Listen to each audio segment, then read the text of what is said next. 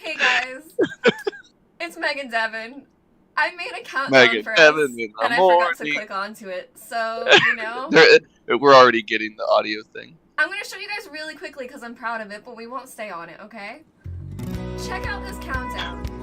We got our logos now, but it's my first time running things from this end, so we're just going to go live. I love how we're like, hey, we're gonna like recenter. We're gonna do this countdown thing, and then I felt so good. I was telling Devin, because we even pre-scheduled it today. If you guys noticed that the stream was pre-scheduled, you could be notified when we go live. I had all that set up. I was pulling this from that, and next time. Alex will remember to turn it on next time, and it's now in Streamlabs for him. So. next time. I also love how that was preceded by a conversation about like, hey, like we know how to do these things now. Like we're adding skills, and we're like, let's implement these skills. Let's go. Oh, we're live. Oh, okay. Here's check out our countdown. Thank God you were watching it, Devin, because I was like, as soon as you said it, I looked at the screen. I was like, yeah, I never clicked away. Nope, didn't. Alex tells you to flip your thing horizontally because you're mirrored right now. Ooh, and we have Apple Knees appreciated the pre-schedule. How do I flip it? Right click. He says right click on your image and then push flip horizontally in Streamlabs. I'm too loud. Are you serious? No, you're not. I hate you, Alex. Oh, you know what, Alex? You're not gonna like this. I'm not gonna fix it. This is me and Devin on one screen.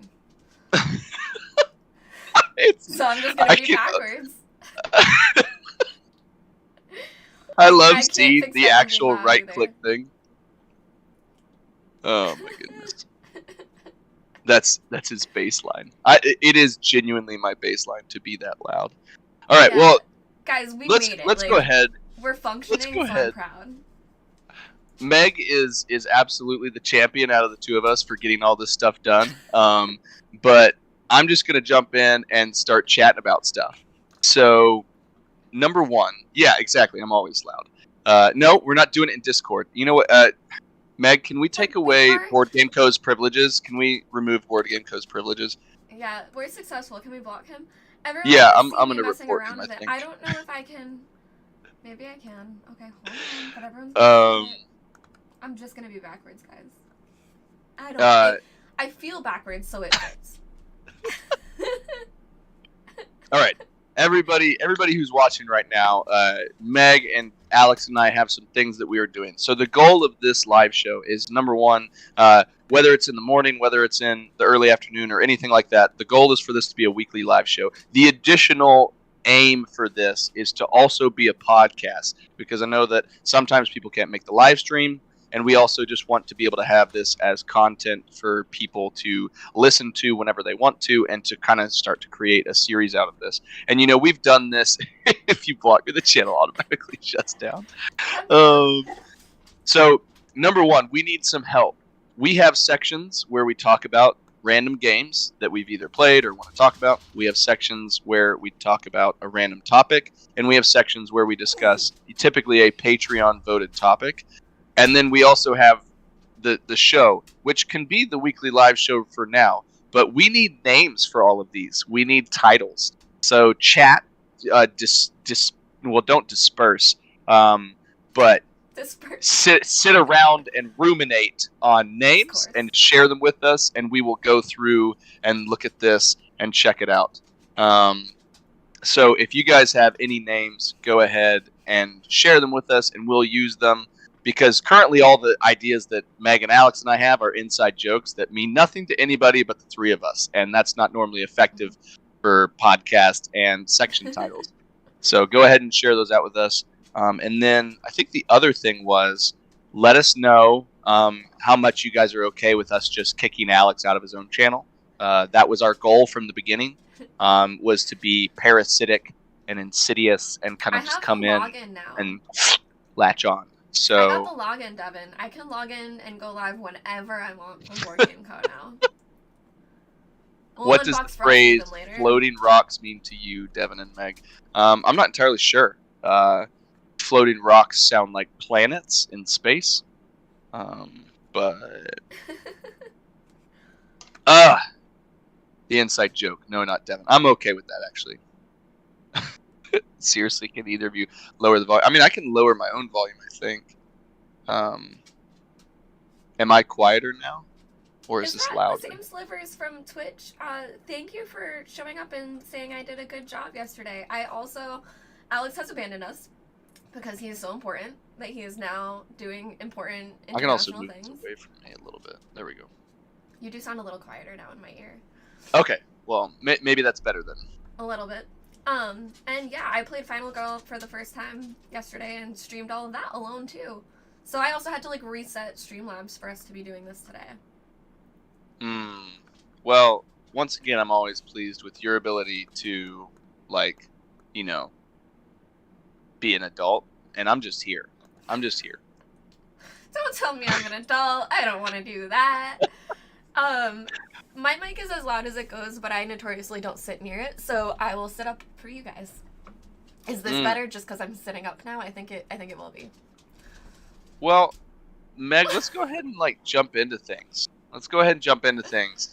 And okay, perfect. Stacy said that helped twisting it and moving it away from my mouth a little bit. Nice. Boop. I'll move it back even further. What's your game? What's your random game that you want to bring up? So my random game, I already spoiled it, and that's why I kind of stopped talking about it. I played Final Girl for the first time last night. So what did you think? I had so much fun, and something that I love that I didn't know I was going to love is that I was playing a solo game with my community. So I was playing it on Twitch. I was playing it with people that have already played it. And I used Rodney Smith's Watch It Played to learn all the rules. So I felt really good with the rules, but there were a couple things I still was unsure of. And it was so much easier to jump into a game and just being able to have friends there watching and be like, what's this? What's that? And talk to them, even though I'm playing a solo game. I never even thought that's something that you would be doing, because usually you play a solo game alone. So stop it. No, I think one thing that I've enjoyed is a lot of times I'll do a solo game, and I've filmed a couple of them. And even though it's a delayed and it's not a live play, I enjoy playing it and knowing that someone is going to be interacting with it. And I like the idea of doing it live as well because I don't know, there's just I think that there are a lot of solo gamers who it's not that they want to necessarily play by themselves. It's if given the option of not playing a game or playing a game, they want to play a game. Exactly. And so the choice of getting to play a game, but also getting to interact with other people still, I think is a really cool one for sure. Sorry guys, my camera got fuzzy. It's okay. My camera needs to be fuzzy. Also, I was thinking about this, and this is a completely random tangent, which is only doable whenever it's just me and you and not Alex. But what's top tier breakfasts for you? Because I had a bagel with cream cheese, and I could eat a bagel. Bagel and cream cheese is god tier. I don't really eat breakfast. I have coffee. I'm not shocked at all. I think you were being sarcastic about me being shocked, but the level of food I've seen you consume, that does not shock me at all, that you choose to actively not have food in the mornings. I love bacon. So. I do okay, so I guess my favorite breakfast, which I do sometimes indulge in it, and it takes a long time to make, is deviled eggs. I love deviled eggs so much, but you have to boil the eggs, scoop them out, mix it all up, put them back together, and then eat them. But if I really want a nice breakfast and I'm hungry, I will make deviled eggs, and they are delicious. Deviled eggs are fantastic. That's deviled eggs is always been a holiday appetizer that my mom made, and it's one of the few holiday appetizers that's always pissed me off. That I'm why is this one time a year? I want deviled eggs more. Throughout the pandemic, when I was working from home, I was making 2 a day every day. So I was, making 2 isn't that much work, but I would do 2 every single day fresh. I kind of want to go make those after this now. So we've got eggs, bacon, egg, and cheese on a croissant, donut, and cantaloupe. That is a combination right there. A donut and cantaloupe. Frederick, man. I actually was just looking at the werewolf campaign on Kickstarter. We can't talk about that yet. It's just Kickstarter conversation. That's not my Kickstarter to talk about. No, Frederick ruined it. Okay, we're done. We're done. No, we're not. No, we're not talking about it anymore. Frederick ruined it. We don't talk about Kickstarter no more. We don't talk about Before we leave Final Girl, though, I do want to say it was fun with that part, but also gameplay-wise, I felt like it was maybe a little too easy at first, and then people started dying, and it was getting upsetting. And then I felt like I found my cadence, and then saved everybody, and then I thought he was just gonna kill me. Like, I kept saying to everyone, I was like, I don't care if I lose as long as I save everybody. And then I ended up, spoiler alert, I ended up winning. Nice. It came down to, like, 1 health, 1 health. Also, like, callback, fantastic, just insertion of the word cadence. Like, love that word. Such a good word. Yeah, no, it's definitely one that, thanks, Reb. So it's definitely one that I find interesting because it's got a lot of swing to it. It's one of those games where you could start off and you're getting like smashed, and then like, for example, like the times that I've played, I've played just with the core set right now, which is like the one that not the core. The core box doesn't actually have a game. I've played with the initial one, the Camp Happy Trails with Hans. That's what I did. So that's what I started with. And the first game I played was with Laura, and she's I think that was the blonde chick's name. And like I played with her, and I had like an oak. It's very interesting how there are times where it's like, it almost feels like thematically, one way that I like it is even when you lose, it just feels like the horror movie where you're one of the girls that doesn't make it. Yeah. And then when you win, like you're the one that made it. And so like it's fun that way because even a loss feels like, oh, I was just a bit character, like a side character, and I'm not the one that made it out. Like with Laura, I did really well in the beginning. And I like went, and I was like, oh, I'm totally probably powerful enough to confront Hans right now. And I did that, and he destroyed me. Yeah. But then in the second one, I play. You're due for a bathroom break. God, go scream, Alex. But yeah, I need to go pee real quick. The second one though, Meg, I played as Raiko, the like Asian chick with like the like very crisp like bob. She's the one I played as. And I found like in like the first or second turn, I found her special axe. So like, have you looked underneath the cassette? I was gonna say I got the axe through an envelope after I beat it with her. Okay, yeah. So, I found the You're axe. like, oh no, do you know about the spoiler? I was like, yeah, no, I really like Final Girl. I need to get back and play it again. I do like the idea of live streaming solo plays. Maybe that's something that you and I should do on Board Game Co. Yeah. And if anyone's interested, slight shameless plug, I'll be doing it again tomorrow night on Camp Co-op. So our Twitch channel, which I think is in the description of this, I'll be playing alone with Alex, or without Alex, yet again tomorrow night. We're going to do the Freddy Krueger place, and I'm going to play as Paula, because I have the Paula promo. Nice. I'm very excited. Although if I die as Paula, I'm going to feel so bad. The stakes are high. Let me see. My game that I want to talk about is it's a common. It's two different ones. So it's really not even two different ones. It's our gaming weekend that we had. Like I had so much fun gaming with you guys. Like it was an absolute blast, and I felt like we got a lot of work done, but we also got to enjoy quite a few games.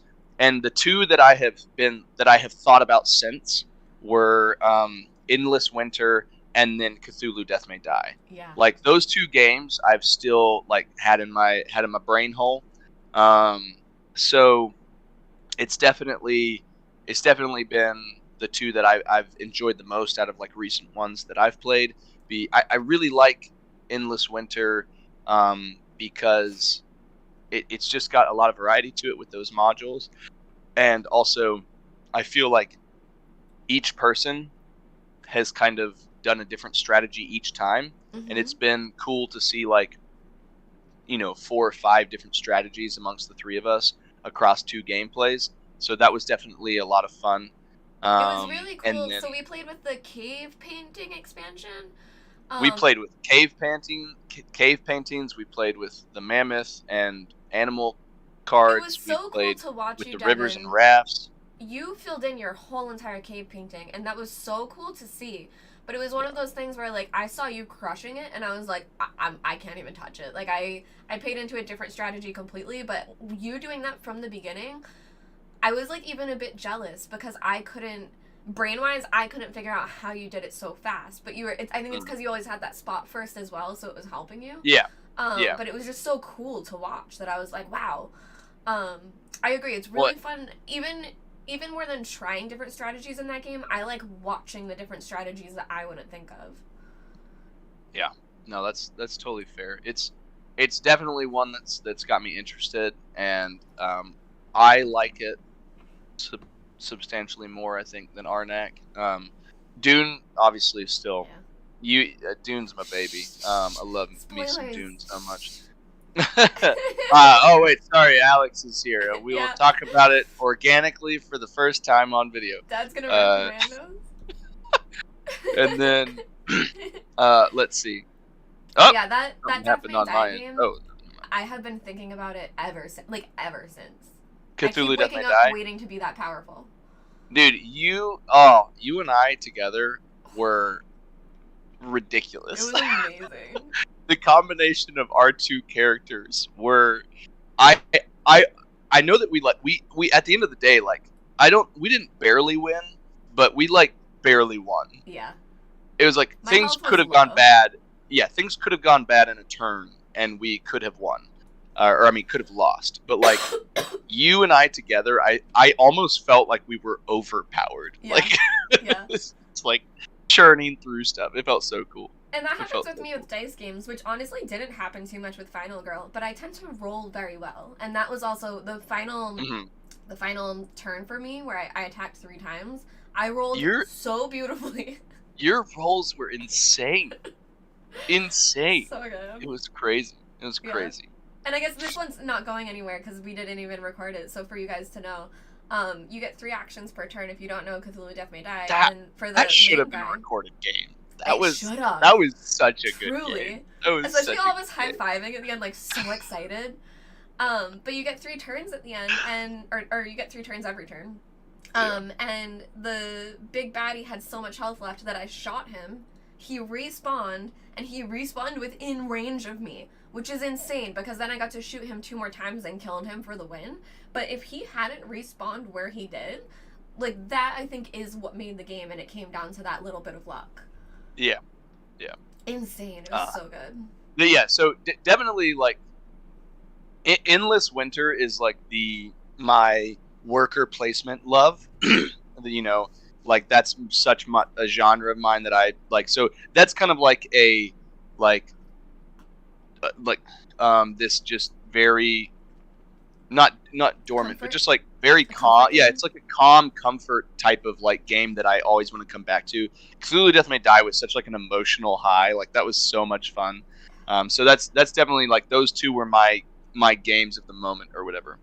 But let's jump into our Kickstarter or crowdfunding interlude, because I'm going to bring up the one that Frederick ruined for everybody, and that I was wondering if you were interested or excited about this one. And this is Werewolf the Apocalypse Retaliation.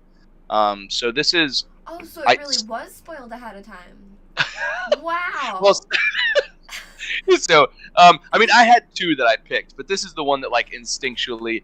It's the one that I don't need, because I've got Vampire the Masquerade chapters coming in, and I've got, Oathsworn. I've got so many other big, like, narrative experience games. But just coming from our shared love of RPG stuff, like, this is from the World of Darkness world, from the World of Darkness universe, and once again tackled by Flyos, the team who kind of started off small with Until Daylight. And then they shifted into the massive Vampire the Masquerade chapters, which I cannot wait for that to come. And then now their next campaign, as they are trying to finish fulfillment for Vampire the Masquerade, is Werewolf the Apocalypse Retaliation. So it's a very visceral RPG dungeon crawler, 1 to 4 players. Currently almost at $500,000 in the first 2 days, with over 2,500 backers, 2 weeks to go. So really, really interested in this one.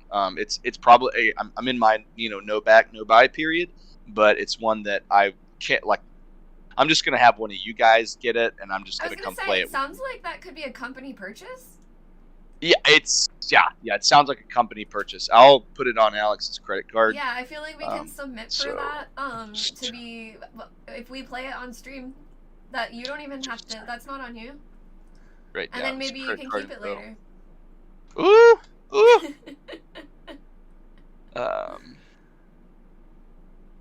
Yeah, I only briefly saw that one like before the call, but it was looking really interesting to me, and then I had to stop looking at it to not put the countdown on Streamlabs. Okay, so the stream is spazzing for other people. Okay, that's good to know. Is it every now and then it like blinks black for a second and like reloads. So it's good to know that was not just me. I wonder if that's a YouTube thing today. Oh, Meg, this is a perfect answer or question to answer since Alex isn't here.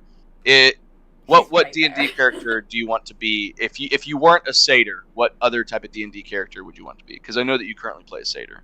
Yes, so I currently play a satyr bard, and I also have a barbarian Aasimar.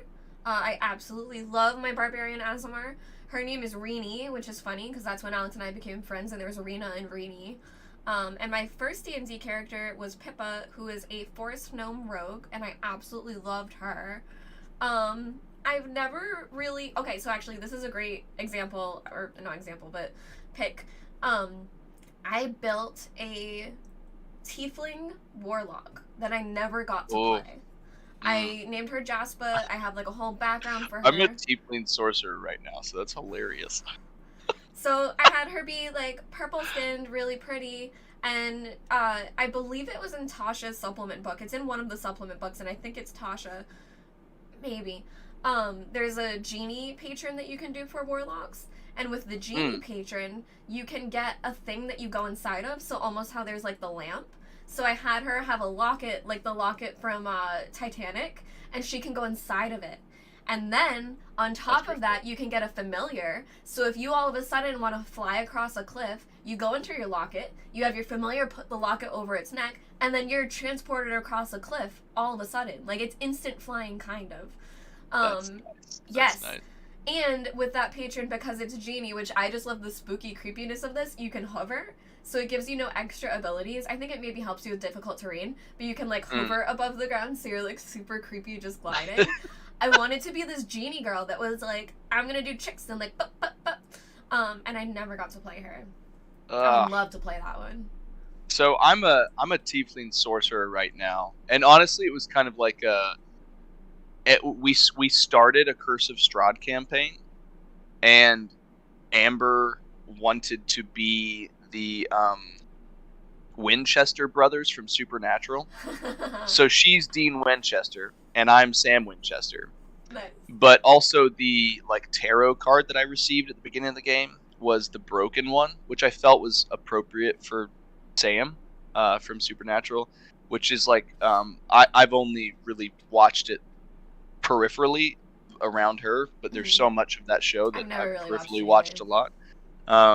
And so I picked like a tiefling sorcerer because I thought that would match thematically with some of the stuff that his character deals with over the seasons. But if I could play one character, I would actually like to go back and play the first one I ever did, which I have a little Hero Forge miniature that I made of him. And it was a drow monk. And nice. Drow or whatever. I really loved playing that monk, and I just didn't get to do it for too long. Like, we technically leveled up to level 12, but we played really quickly, and it was the first time I had gotten to do D&D. And so I just, I was like a way of the hand, and I was like this unarmed. Like, by the time we were done, I could hit like 4 or 5 times in one combat turn. And it was such a satisfying character to play. And I would have loved that. Me. Yeah. So I would love to go back and play that if I was going to play another one. Oh, that's cool. I do really enjoy monks. I've never gotten to play one, but when I'm building, that's always one that I've been like, that sounds really cool. And then I went barbarian, and I will never go back. Dude, barbarians are that's like flip for me. I'm like, oh, I want to play a monk, and then barbarians are like, oh, the idea of like going in a rage sounds so satisfying. Yes. But Yes, So, my current barbarian, I actually took, like, the chaos path. So every time I rage, I roll a d8 and different things happen. And sometimes, like, tendrils can come up out of the ground and, like, grab the enemy. Mm-hmm. It's very cool. That's dope. No, that's awesome. What is your wild card topic, Meg? What's your random topic of the day? This is something I wanted to ask you about, Devon. This is something that Alex and I have talked about, and I tend to talk about this with people because I started as a TCG player. So I started playing Pokemon, and in Pokemon, we were playing competitively. So it wasn't like just for fun. I was a judge. It was a very competitive scene. So we have the term scooping, and I'm sure you might have heard like, oh, I scoop or something like that. But you're always playing 2-player games. And the point of playing is just to see how good the deck is and trying to test out different cards. And as soon as you know you're going to lose, you scoop. And it's a very normal thing, and no one gets upset. Like, it's very normal to anticipate not playing a full game and that someone will scoop. Mm-hmm. You know, you would play, scoop, and then you can play, like, 5 matches instead of 3. So it's something that I think is really interesting translated into the board game world. And I think you don't normally play 2-player that often. Either you have like groups or you're soloing, except when you're playing with Amber. But have you ever do you normally play 2-player, first of all? I love 2-player games. They're probably instinctually my favorite. If I chose to play a game, it would probably be a 2-player game.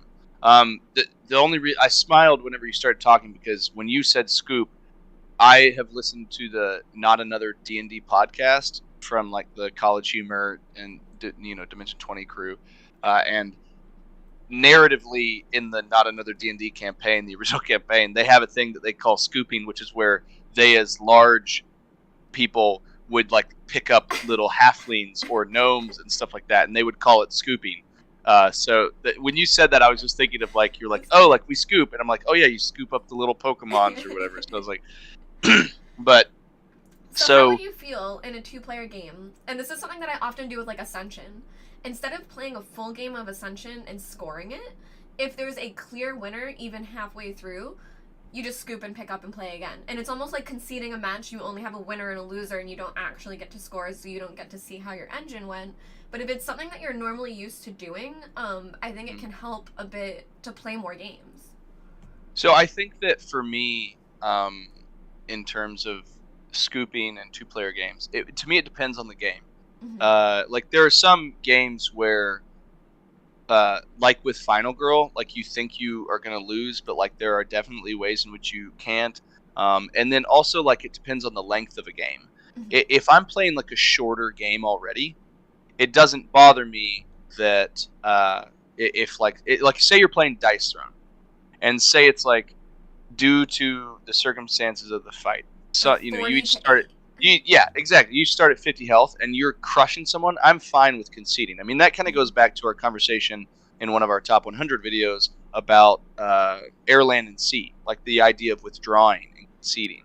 Like, I think that is less frequent in a lot of board games, but I don't mind it. And I think it's actually not that bad. In a game that's like a head-to-head card game, like Radlands as well. Like, if it was, like, if I have all 3 of my camps still and you have 1 and it's about to go, I'm fine to call it a day or whatever. To me, it would be different if you're doing like a 2-player game and it's like a 90-minute game and you're like 75 minutes in and someone's like, well, I don't want to play anymore. Like, to me, it's like circumstantial or contextual. I was like, in that respect, it's, in a Pokemon game, you're like, okay, let's scrap it. We're going to play 2 more games.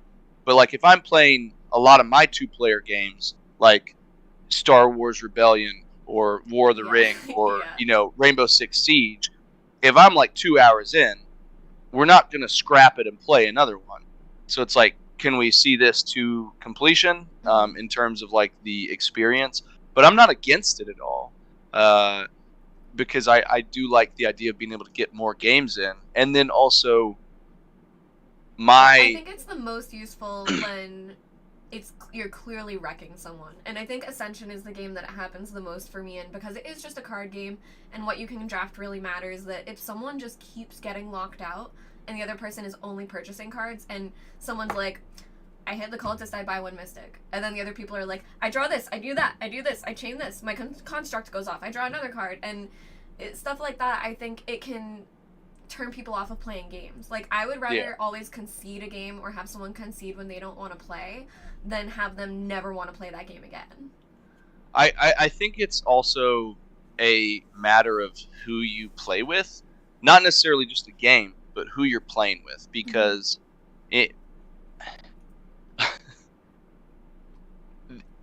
I would say that mentality that you have, Meg, I find it very refreshing, but it's also rare. Like, it is much more common to find someone whose, for lack of a better word, ego is tied to their performance in that board game. Mm-hmm. Like, I love playing games with people, and I'm always going to try to win. I'm never going to not try to win. But if I don't win, it's not going to ruin my night. It's not going to ruin my day. F it. Like, I'm going to play another game, or I'm going to still talk to that person. But I think that, like, enough people in the hobby still have, like, a lot of, like, intrinsic emotions attached to how they do while they're playing a board game.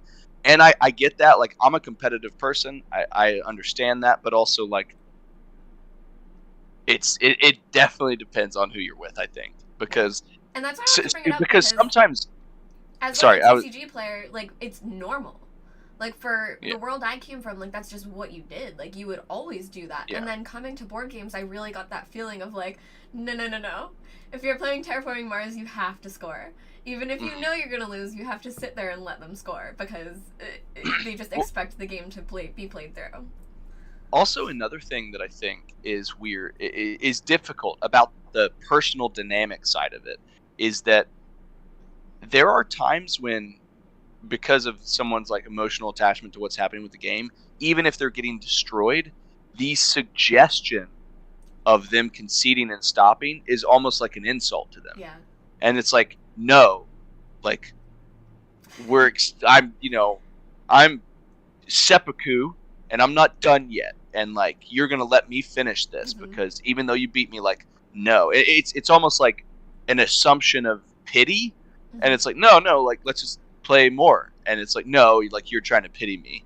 Yeah, so at least I never suggest it to anyone else. For something, for me, it's always if you offer to do it. If you're like, hey, I give up.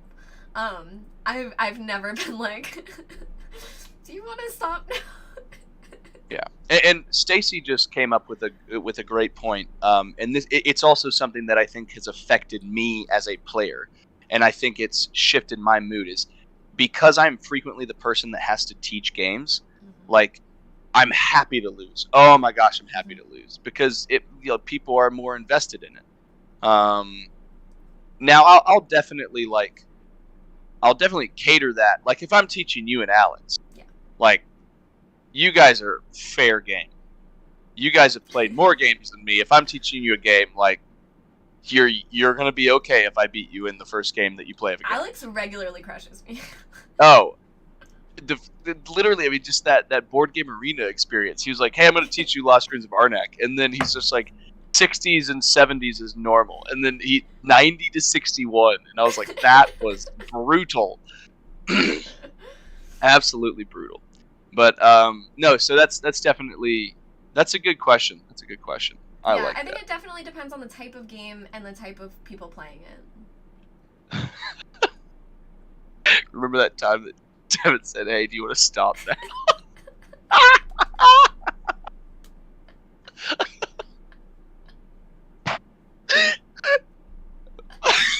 Yeah, about that.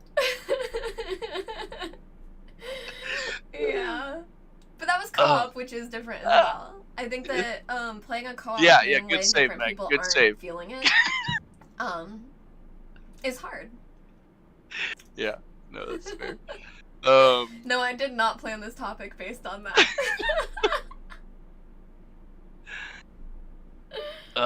Wow, you guys tied 75 to 75?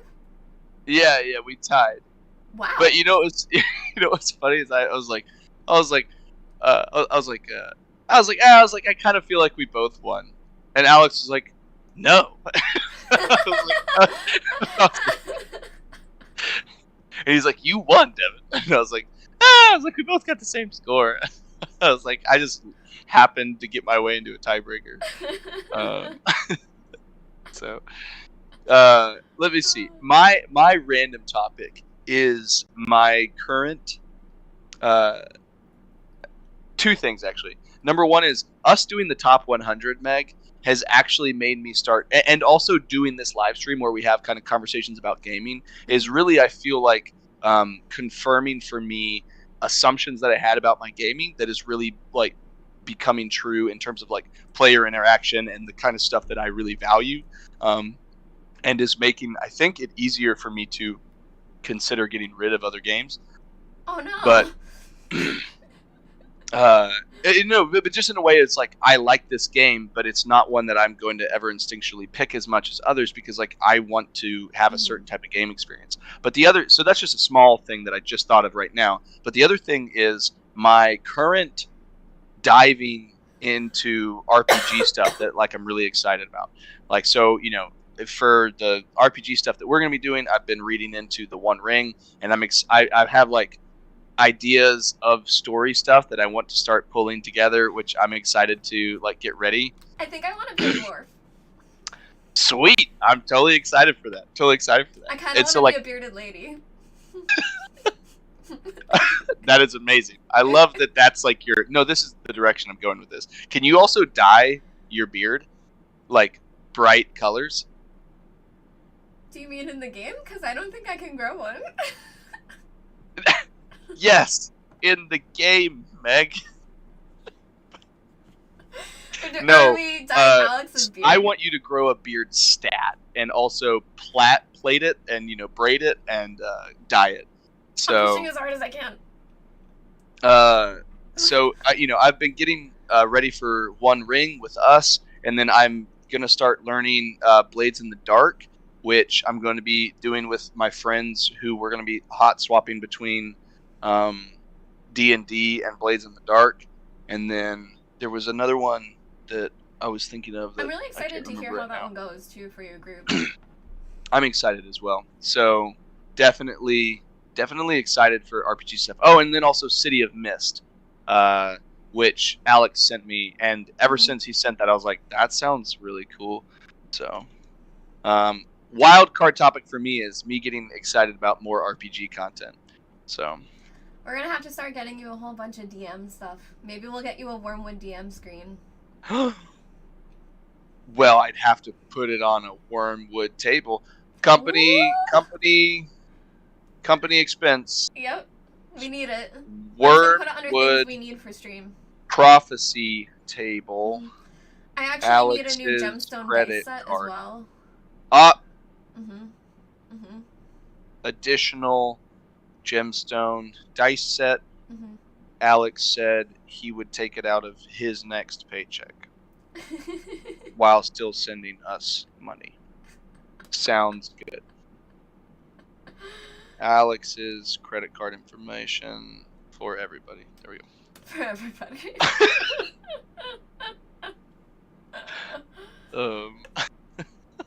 It is funny that this is like, I was thinking this was going to happen with Alex here, but that there's so much RPG-ish stuff going on in this.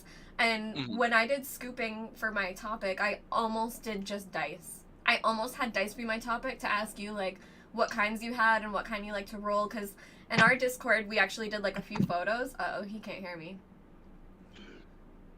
I don't think he can hear me. Mine aren't right here. I can't show mine. That's not fair, Devon. Devon, it's not fair. I don't have mine with me. You're gonna show yours? I can hear you now. I can hear you now. So I was saying in our Discord, I'll show you mine if you show me yours. Mine are in the room. Okay, in our Discord, I was showing off pictures of a bunch of mine. That I have like a turquoise set. I have a couple metal sets. I have some glass sets. I have a jade the ones set. the ones that I have used in like when I first started off are these very like vibrant white with gold lining. These are metal dice. They're beautiful. So I've got like a full set of 7 of those. And so I've got those. And then just recently at Origins or Gen Con? At Gen Con, what's his name? James, one of our subscribers, he gave me these like marbled wormwood ones. So I've got these like it's still white ones? with like gold. Yeah, there's like a set of wormwood ones that James got me. He was very, very nice about it. Fancy. Then I've got another set that I was really excited about and kind of disappointed me at the end, and it was these ceramic ones. They kind of look like bone stuff, and they have the only issue is that because they're ceramic, they don't roll as consistently, and also they're inconsistent in like the depth of color of the like inking and stuff. You say ceramic, and it's almost, I mean, it's exactly like bones, but it makes me think that they're like teeth ones. I know how to prevent myself from buying them.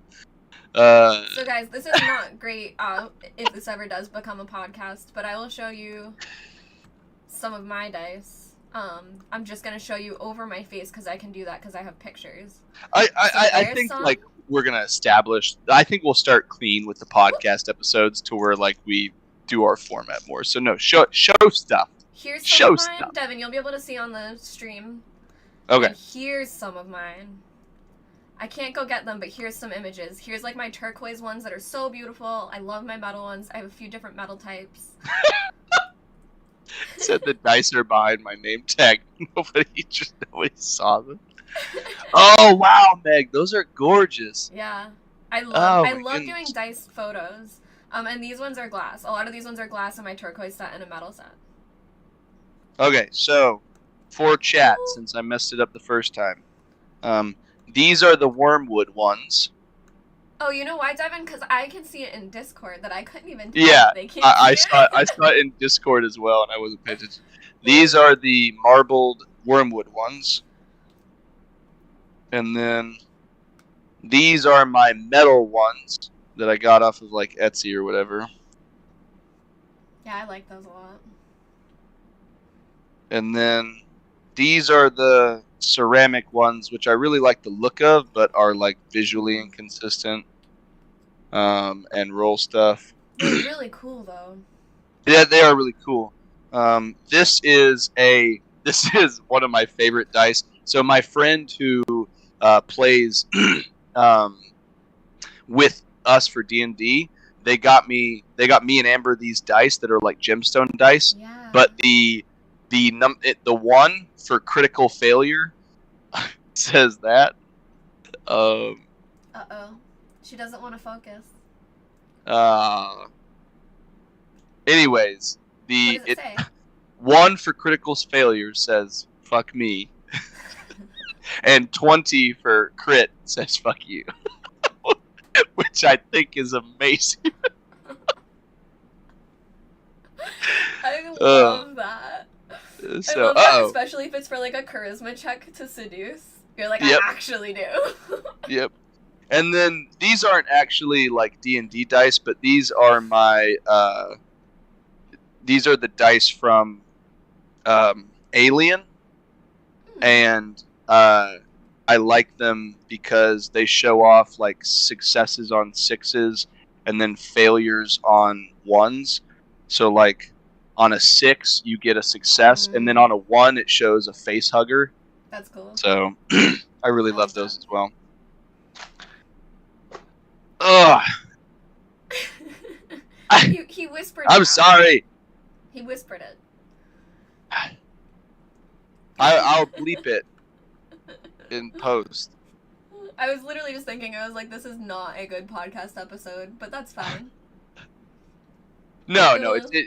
So the thing that I think for the podcast one is, I think we just will confirm our like our topics, and then we'll be just more focused on. I think we'll just be more focused on what we're talking about and make sure that they are podcast friendly topics. And then also just when we respond to the chat, we'll do it in segments to where if it needs to be edited out, or if it's just more consistent and coherent for us to be responding to it. Yeah. So I didn't think we would be backlogging these 3. I figured we would just start fresh. But this is good. Yeah, except once we name our segments. I haven't seen anything except for like title suggestions. Okay. On the plus side, I know I'm sorry. I was just reading out loud. Oh, that's really good. That's really good, You though. can't blame me. Blame the dice, okay? Guys, blame the dice. Wasn't me. I didn't do it. Meg said it. Wasn't me. Meg said it. It was all me. We know I'm all about the F-bombs. Meg, what's your what is your Kickstarter? Yeah. Devon, you're going to be so surprised. But it's not a board game. I'm always happy when it's not. Oh, I'm excited. That's why, like, we've been going down this RPG hole today. Well, Alex isn't here. Of course we can. I know, and I honestly, I picked it, and I was like, Devon will really enjoy this. I didn't realize how heavily we were going to lean into the RPG today, but I am all here for it. So this is a Is it on Kickstarter? Book. It is. It's a supplement book by Nord Games. It's the ultimate guide to foraging, harvesting, and natural discovery. And one of my favorite things that Kickstarter has is a lot of supplement books for specific classes. That not just supplement books for certain adventures or certain campaigns, but if you want to play certain characters like a druid and you want to start crafting and foraging things, there's a whole slew of books that you can find that can help you with that type of gameplay, especially if you don't want to be very combat focused and you want to be doing other things. So yeah, again, this one, it's kind of a... Foraging, harvesting, and natural discovery. Yeah, it's the ultimate guide. And Nord Games puts out some great supplement stuff. It's beautiful art, really well done. And this is basically a tome that you will be able to see different fauna and flora in the D&D world. You can have it all described, and you can see different things that you can create with it. So if you care about the custom dice, potions, right? You care about the custom dice, right? The dice are beautiful, honestly. It does come with custom dice. They are so well done. I really, really love them. But yeah, I love additional art for things because I think that helps people visualize the things that they're doing. Especially if they are foraging different things in the world, they can say like, I picked this flower that looks exactly like this. And I think that downtime in D&D is also something that a lot of people look for, especially if your party splits up. If there's something that the party wants to do, and you want to play heavily into like the morals of your character or something, and you're like, I'm not going to go raid those people because my character wouldn't.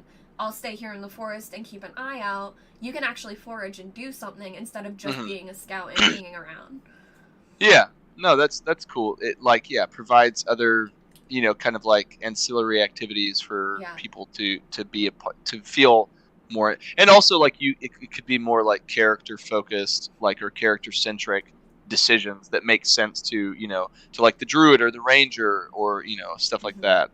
No, that's cool. I like that. I think that looks fantastic. Like, so Meg, since Alex isn't here, here's my plan. We start right now. What if we convert Board Game Co. to just an RPG channel? RPG Co? And it's just RPG Co. It's going to be RPG Co. And he won't even know it's happening. Cute. Like G-Co? RPG Co. It's a Pokemon. It's a Pokemon name. Oh that's my adorable. Goodness. Let's see. So I like that. That's a cool Kickstarter. I like that one for sure. So what was the topic that we got given for this week? Our topic is games for family, but specifically around family meetups and holidays. So maybe not if you play normally with your family or with your kids, but games that you would bring to places to play with your family. For someone like me, I have no kids, but I definitely go to events with them. Just gaming in general for the holidays. You have nieces and nephews. You've got Danny, and little cousins. You've got Reese, and you've got Avery. Mm-hmm. You're going to come see your nieces and nephews in December. I actually got Danny's present on Amazon the other day. I love that. She's going to be so excited. She's going to be so excited. Yeah, it's like pastel rainbowy colors, so I think that'll be really fun. Nice. Yeah. Nice. I do. Carlos said spin-off channel. I kind of actually like the idea of RPG Co. Like, sounds so cute. I kind of love that. So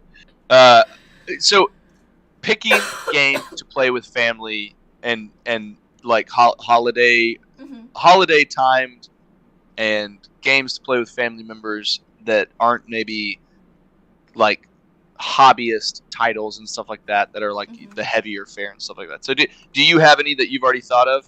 I certainly do, and I'm thinking of another one right now that I want to just make sure I get the name right, but the first one I always bring that I can definitely talk about is Timeline.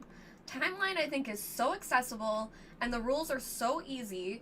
It's, you get all of these face-down cards that have art on it, and then one of them is flipped over to start, like, the timeline, and it has the year it was made, discovered, invented, something like that. So if you had RPGs, it would say 1973. And then if you have the trash can, you'd probably put that before RPGs. I don't know why I thought of that after RPG. I would never put it in a trash can. Yeah, I'm a little upset that was your like connection point. But it's very easy to pick up, that people understand it really quickly, and if you get it wrong, you take another card. If you get it right, you don't, and the first one with no cards wins. And I think something like that is just so easy to learn and gets very, very engaging. And it's also a game that you can drop out of, and it doesn't matter. So if someone's cooking or doesn't want to keep playing, they can just walk away from the table. And it's also very easy to deal someone in. So I think for something that it's like after a meal or something like that, it's very, very easy to table and really fun. Nice.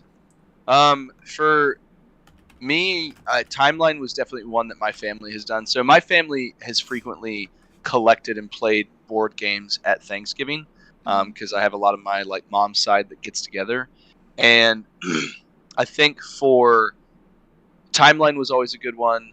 Telestrations was one that people liked a lot frequently. Captain Sonar is one that I've played with my family before because it can play up to 8, which is like family gatherings are one of the so families are like one of the few times when like that totally makes sense to be able to have that number to play. And like the gameplay mechanics of it are not like dense, so it's pretty simple to teach, even though it's like a manic play state. It's pretty simple to get across and to like have people learn.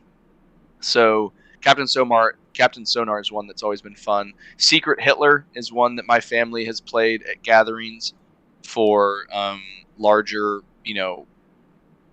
groups. You have 5 to 7 people that you can get into kind of like a nice social deduction time and kill Hitler. So that's always fun. And then other ones for me would be, recently I've introduced my family to No Thanks and also Cover Your Assets, which are just very simple card games that one of them is kind of like a bidding competitive little game between people, and then the other one is like it's a card stealing game. So both of those are good. Oh, Sreb said Fuji Flush. I was actually taught Fuji Flush at Gamma, I think it was Gamma, with McKay from Board Vengers and Derek Funkhauser and a couple other people as well. And I had a lot of fun playing Fuji Flush. That was a fun one for sure. Feed the Kraken is also cool. It's definitely a little bit heavier in terms of gameplay mechanics than most of the stuff I've taught my family. But I brought the crew to family games, and I think that one, especially for a certain generation, like the generation older than us, I don't want to say old, but older than us, they're very used to games like Pitch or things like that are like quick card games or hearts, that I think that the concept of it makes sense, and then it also shows them like what a co-op game is. That I think that they can very quickly get the rules and then get very much pulled in on working together. That I think the crew is great. I think the one I wanted to get the right name for, which I think is great for kids, if anyone's looking for like something to continue, especially over like the Christmas holidays maybe, Scooby-Doo Escape from Haunted Mansion. That one is a puzzle game. It's similar to an exit game. It is so charming. I had so much fun playing through it. There are different envelopes that you get to open, and I think it's extremely accessible for kids. I think it's something that a lot of kids would have a lot of fun discovering it. It is a one and done, so you're going to play through it and be done with it. I still have it in my collection. But I really, really I played that with 2 adults and had a great time. I think that if you can pick that up for a group of kids and kind of run it with them, it can kind of show them, again, like another piece of the gaming world that you don't normally get to see. Yeah. 2 other ones that I'm thinking of now, and someone mentioned Roll and Rights, which I think is, those are both really sensible. Those are sensible picks. For me, two that I learned on BGA that I have continued to appreciate is both Welcome To and then also Six Nymped. And both of those accommodate like high player counts. Mm-hmm. I think Six Nymped can play up to like 10, and then Welcome To can play up to 12. Both of those are on BGA, though. I don't know if those player counts match what you get if you get the physical copies of the game, but definitely. Welcome To, I think technically it says like 99. That I think it's limited to the number of sheets and that's it. Yeah, that's fair. Like, can you imagine buying a physical copy of Welcome To and getting one game out of it before you run out of sheets? Danielle Standring laminated hers to use dry erase. That's smart. Yeah. That's smart. But you'd also have to like laminate. That's a lot of laminating. Yeah, it says on BGA 1 to 100 players, and I think it's because it comes with 100 sheets. That's hilarious. I love the idea of getting all of them done in like one go. People have said Coup and Love Letter, both of those. I love those games, so I'd be happy to. And I believe for Welcome To, Devon, I don't know if you've ever done it, but I believe there's just an app as well that you can use for filling it in. So if you were playing with the physical stuff, like people could be sitting on the couch and do it on their phone too. That's cool. I like that. That's nice. I love Welcome To. But it's clearly wrong. Nothing says after Thanksgiving dinner like Death May Die. For sure. Cartographers as well, someone said. And Welcome to the Moon, switch to laminated boards. Mm-hmm. Welcome To as an app. Yep. It's kind of cheating. I mean, one and done. Best part of verb and verbs is that most of the time they're only limited. I love verb and verbs. I love that's verb and verb. Devon learned verb and verb this trip. It's something that Alex and I have been saying, I think because of you guys. And sometimes it's verb and verb, and sometimes it's verb and verb and verb. But at first he was very hesitant. He was like, what are you saying? And then eventually he was like, verb and verb. Verb and verb. Verb and verb, yeah. It works. It works. My goodness. Let's see. Yeah, so I mean, I think any last questions, or do you? Yeah. Let's go ahead and open it up to chat questions. So if you guys have any questions for me and Meg, if you guys have any questions for us, go ahead and throw it in there. Mm-hmm. And just to let you all know, next week we'll be back to your regularly scheduled programming with a normal countdown timer in the beginning because Alex will be running it, and Alex knows how to run things. Yeah, let's not give him that much credit. Yeah. Let's not give him that much credit. I mean, to be fair, he's been doing it for like 5 months, so. Yeah. He should know by now. Yeah, but let's not give him too much credit. Like, he doesn't need it. Should you play Board Gloomhaven after playing it on PC? That's a good question for you, Meg. I think it depends. Like, if you already played it on PC, you know how it plays. It is more maintenance. It's more to do. I love that. After this, I'm actually unboxing my Frosthaven, so I'm going to get to play with it and touch it all, and I cannot wait to organize things. So if you enjoy touching things, it is a lot more work. That being said, I prefer playing in person with other people on the physical copy. So if you played solo on the PC to learn the rules, and then you're going to be starting a group, I would always prefer starting a group in person if you're able to coordinate that. The one thing I will say is you can't do both. You can't play it on the PC game and then substitute some games in person. There's no way on the PC to like put in what you've done to like just automatically pass stuff. So you can't try both. But if you would prefer it in person, I say go for it. That's how I prefer it. I think it's a lot more engaging. But the online version's great, and it's also more affordable. So I would say if you want to test it physical and you don't have the physical version, grab Jaws of the Lion, because then it's a bit of a cheaper investment for you, and it's a bit smaller to manage, that you can kind of learn managing the physical game and then get a bigger game. And by the time that you finish Jaws of the Lion, you might maybe be able to get your hands on a copy of Frosthaven, maybe. Man, I did not know. Dude, it's like freaking out on the stream. Uh-oh. It just keeps like glitching. And then I think it like every time it glitches, it pushes the stream versus chat back a little bit. But no, I think that's a really good answer at the end of the day. After this, I genuinely like, even though I haven't opened and played my copy of the physical copy, and I have like a really nice like gaming trunk organizer for it. I kind of do worry that I won't play it if I can just play it digitally because of how simple it is to play digitally, and if I like just need to accept the fact that I might need to get rid of it. Now, Jaws of the Lion, I want to play Jaws of the Lion, and I have that, but I do just kind of worry that I maybe don't need to. And Frosthaven's here now, so if people are hitting that point, they may prefer Frosthaven over Gloomhaven. That I can't say, and I do hope that it's better, but we don't really know yet. But that being said, Devon, if you still want to play Jaws of the Lion, I would hold on to both until you do that to make sure. That's fair. Yeah, that's fair. That's fair. Yeah. Update on meetup for PAX U. I don't know. Meg and I need to figure out our schedule for addicts, and then our schedule around not addicts and what we need to do outside of that. If we do a meetup, it would need to be like an evening one, almost certainly. Either that or like just a morning where we decide to do a breakfast kind of meetup. I do something think like that. Friday night is my most free night right now. That's good to know. Well, I mean, it's beneficial because as long as we can ditch Alex while he observes Shabbat, that's our smartest move. Let's see. Why are you two so cool? Let's just be honest, guys. I am only cool by proximity to Meg. So it's because when will you be ritual playing blood magic at midnight every Saturday? It's the only way. Every Saturday. It's exhausting. Without fail.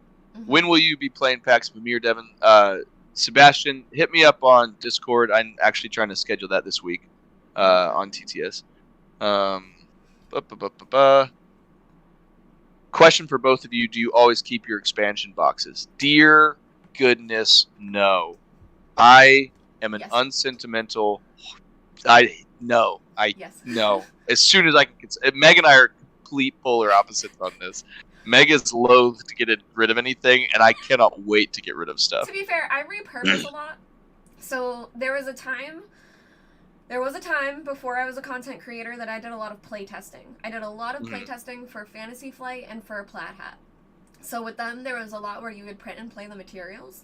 So a lot of games, I've taken the box and then like printed and put the name of the game over it. That I still have beta copies of stuff, which is also ridiculous. But everything that I've had like that, I've kind of made a box for them out of my expansion boxes. And then sometimes I'll use it for like extra storage if I need storage in my house. Like some, not really dice, but component stuff. Like the Spirit Island, I have deluxe components and I put those all into an expansion box. So I'll repurpose them, at least. Nice. Sometimes. What is the most recent board game upgrade you've purchased? For me, the most recent upgrade has probably been getting a hold of the Marvel. Speaking of getting rid of expansion boxes, I have just finished organizing all of the cards with the dividers in the organizers for Marvel United and Marvel United X-Men. I've got all of that organized, and the only thing I need to do now is decide what I'm going to do with the minis until me and Joe come up with a solution for the minis, and then I will literally get rid of like 10 Marvel United boxes. I cannot wait to get rid of them.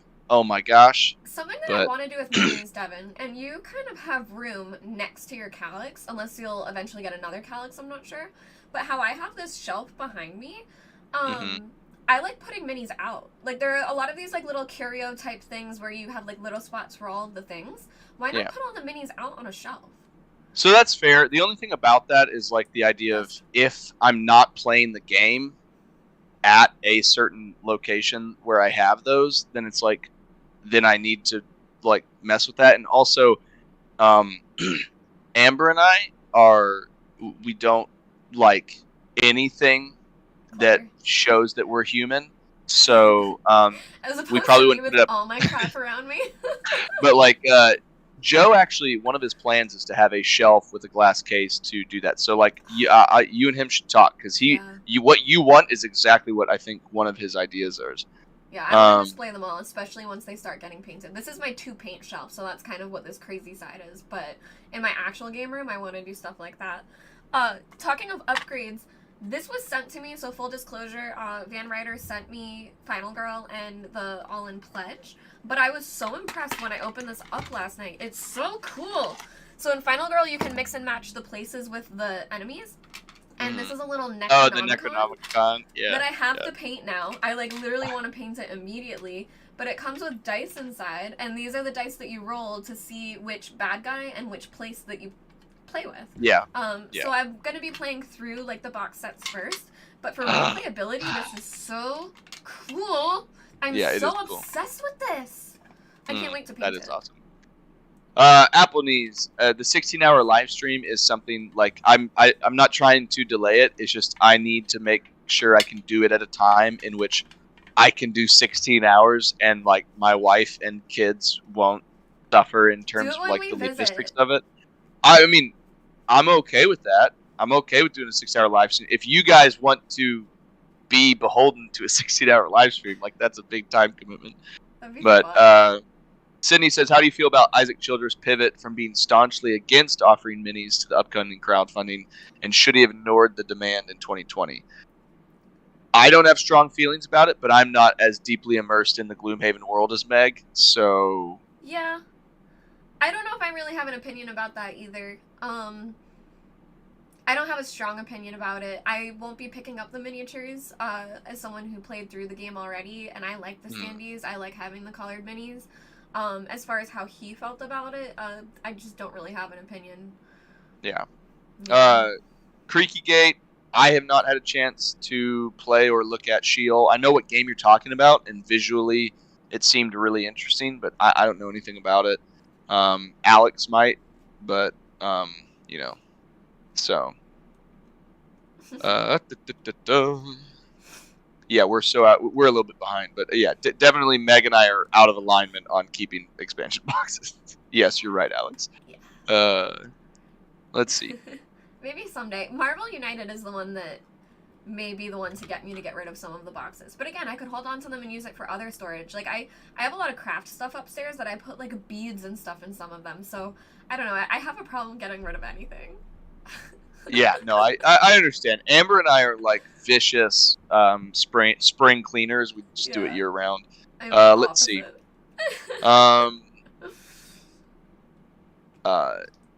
Joe, yeah, I backed Dune War for Arrakis. I couldn't not. You can have putty breaks. I've not played Sheol unless they send me one. I don't think I'm covering it. Okay, that's fair.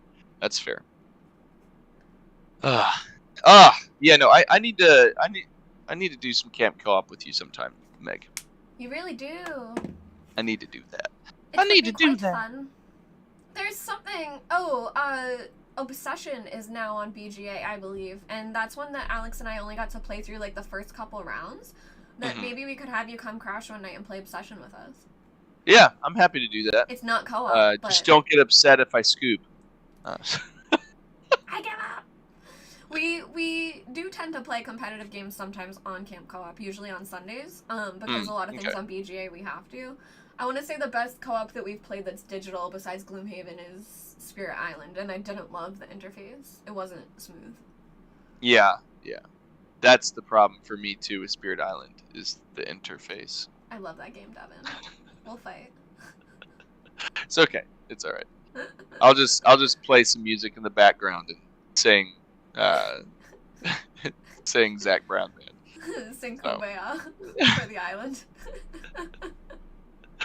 What is overall your feel about computer games? I understand board game gets priority, but other than that, this is the best part about Alex not being here. Is I'm happy to talk about the Premier League football. I'm happy to talk about video games. I'm happy to talk about PC games. I'm happy to talk about food, and Alex can't stop me. I mean, he can revoke my access to his channel, so he could do something about it. At that moment, it just, as I said that, it did the black glitch, and I was like, wow, that was really quick on his part. Too. I don't know if that's just like because I'm on Streamlabs.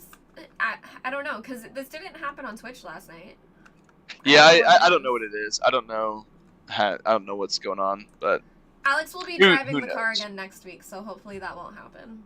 Nice. Oh. You meant metaphorically driving the car. Okay, my brain has caught up with you now. The Streamlabs car. Meg, what do you think about Tidal Blades 2? Have you tried it yet? Tidal Blades 2 I really enjoyed, but I tried it at prototype stage. That was actually the first game that Alex and I played together with Jesse over at Quackalope headquarters. So I really enjoyed it. That being said, it was back in February and I haven't played enough of it, so I'd love to play more. It's definitely one that I would love to still play more, so that's how much I liked it. But I don't completely remember it. It had a really cool system of where you place cards and then breaking if you hit a full row and stuff, but I'd have to play more of it. Yeah. Yes, Sebastian, I'm going to follow the World Cup. Yeah. So, I'm going to watch as much as I can. Is that basketball?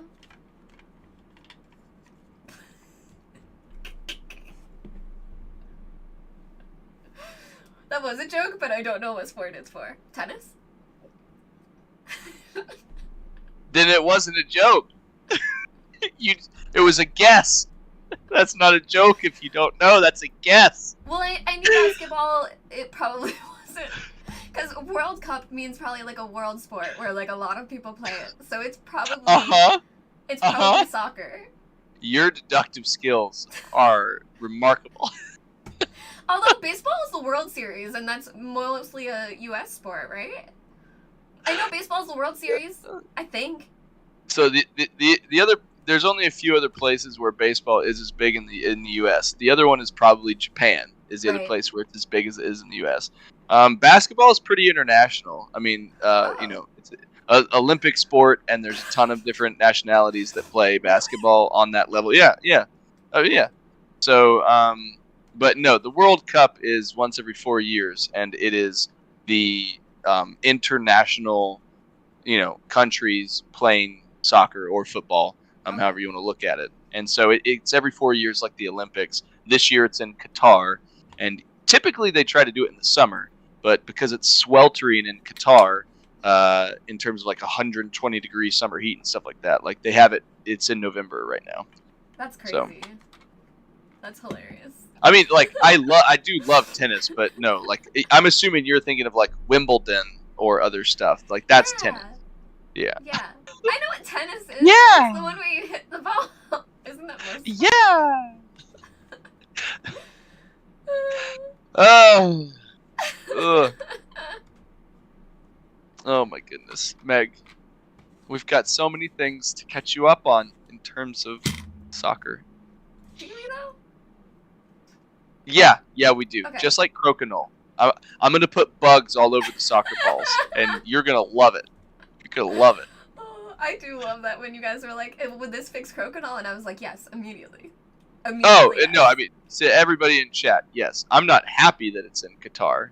Like, I don't love that, but I can't do anything about it. So.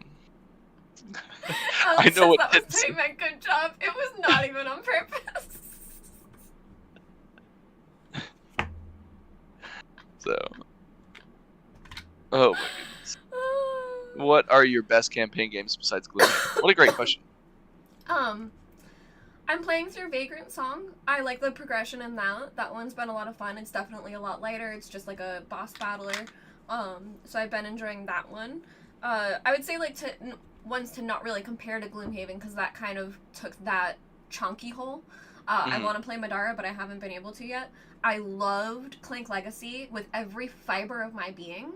And I loved The Adventures of Robin Hood. That one was also amazing. You're also big right now on Role Player Adventures, right? Oh my gosh, I love Role Player Adventures. Yeah. It's really good. Yeah. So I would love to play Madara. Like, that's on my wish list. That one and Sleeping Gods. Those two I haven't gotten to table yet. I have both of them.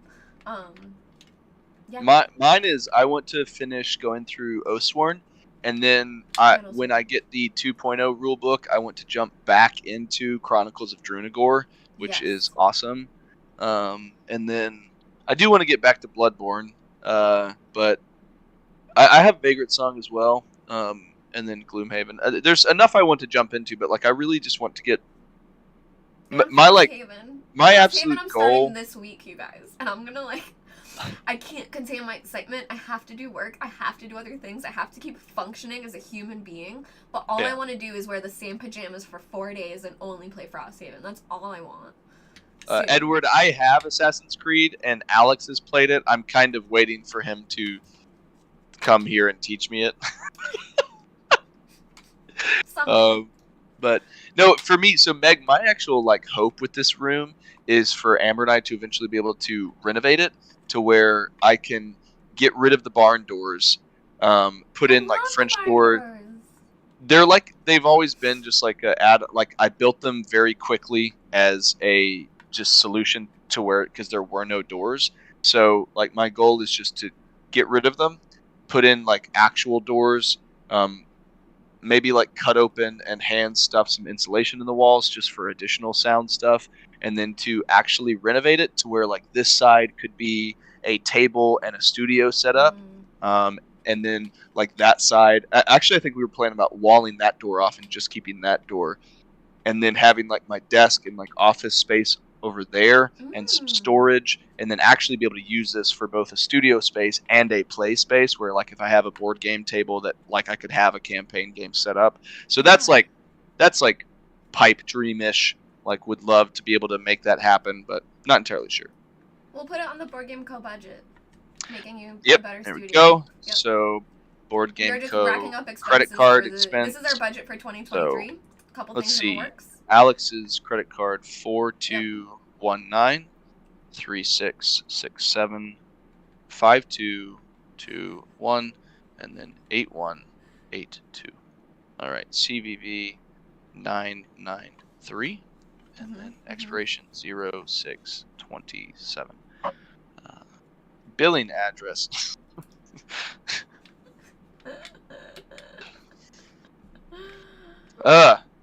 Yeah, they can't even scroll back to watch what I missed. We'll see how it is once we finish the stream, if it stabilizes in post. Angry. I've been watching it kind of go black on us.